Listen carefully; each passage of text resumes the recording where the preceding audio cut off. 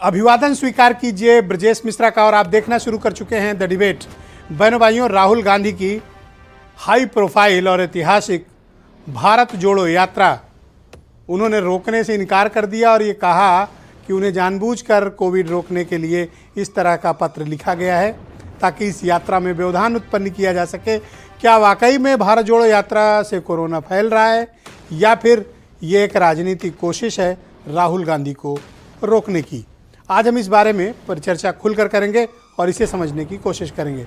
बहनों भाइयों, कोविड का धमाकेदार आगमन भारत में हो चुका है और अब जैसे जैसे वक्त बीत रहा है, कोविड की बड़ी लहर भारत की ओर भी बड़ी तेज़ी से बढ़ रही है।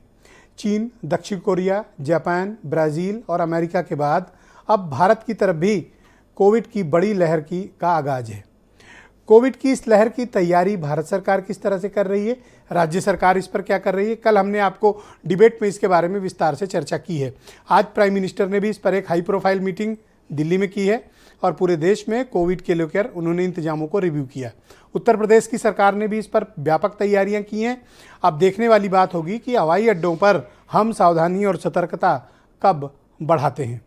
ये तो हुई कोविड की बात कि कोविड का खतरा लगातार देश में बढ़ता जा रहा है। इस बीच एक बड़ी ऐतिहासिक राजनीतिक यात्रा जिसे भारत जोड़ो यात्रा का नाम दिया गया है और इस यात्रा को लीड कर रहे हैं राहुल गांधी।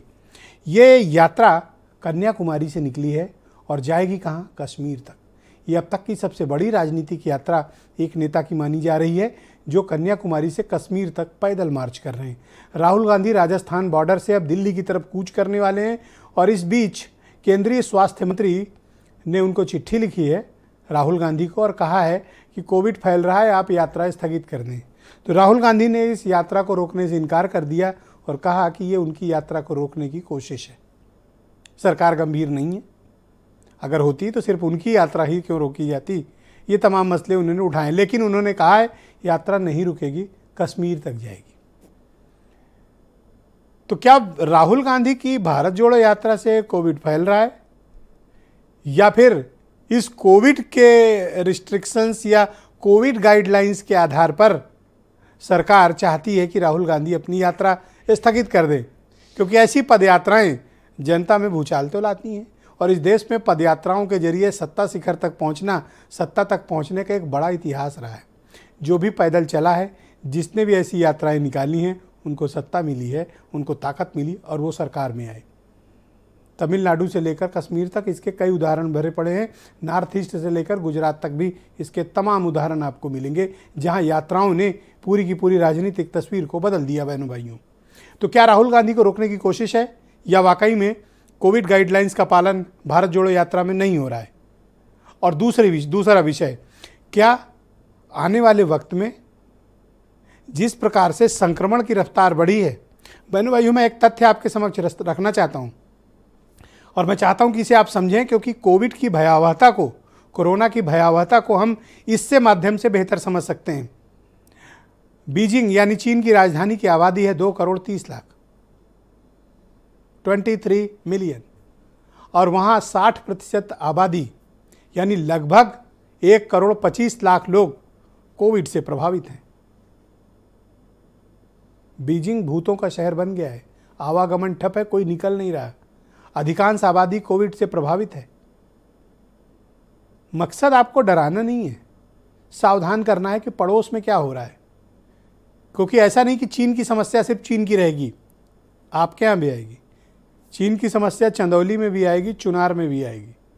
हमें सावधानी रखनी है एक देश के रूप में और उस सावधानी के तहत अपने लोगों को बचाना है, क्योंकि हमने ओमिक्रॉन और डेल्टा के वक्त जितनी बड़ी तादाद में मौतें और जैसी त्रासदी हुई है, आप 2021 की वो तस्वीर याद कर लीजिए, उस वक्त के असहायपन को याद कर लीजिए, उस वक्त के हालात को एक बारी वापस जाके अपनी टाइमलाइन में चेक कर लीजिए और उन स्थिति को समझने की कोशिश करिए कि कोविड क्या कर सकता है। सबसे खतरनाक वायरस भारत में कौन सा है? डेल्टा, जिसने तबाही मचा दी।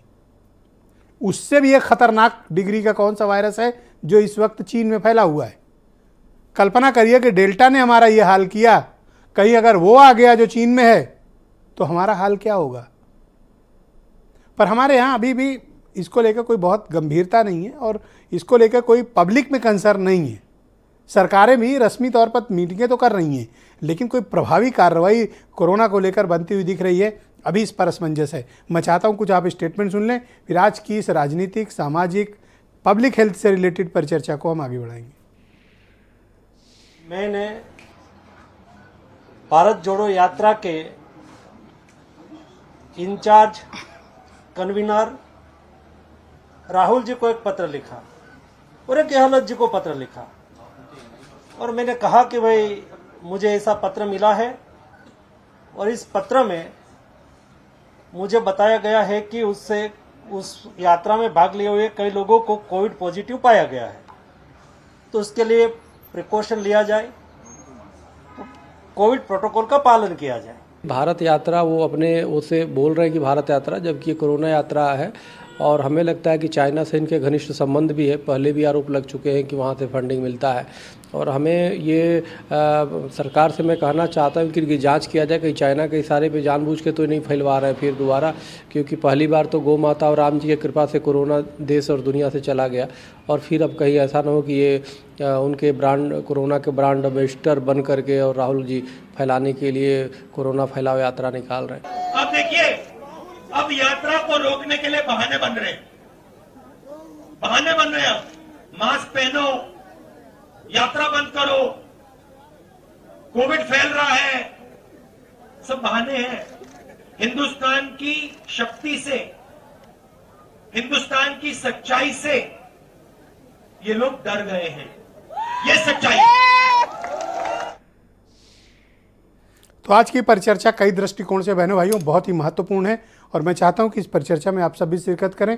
सोशल मीडिया पर जहां पर भी ये फेसबुक, ट्विटर और यूट्यूब जहां पर भी ये शो ब्रॉडकास्ट हो रहा है, आपको लाइव मिल रहा है, आप अपने सवाल भी हमें भेज सकते हैं।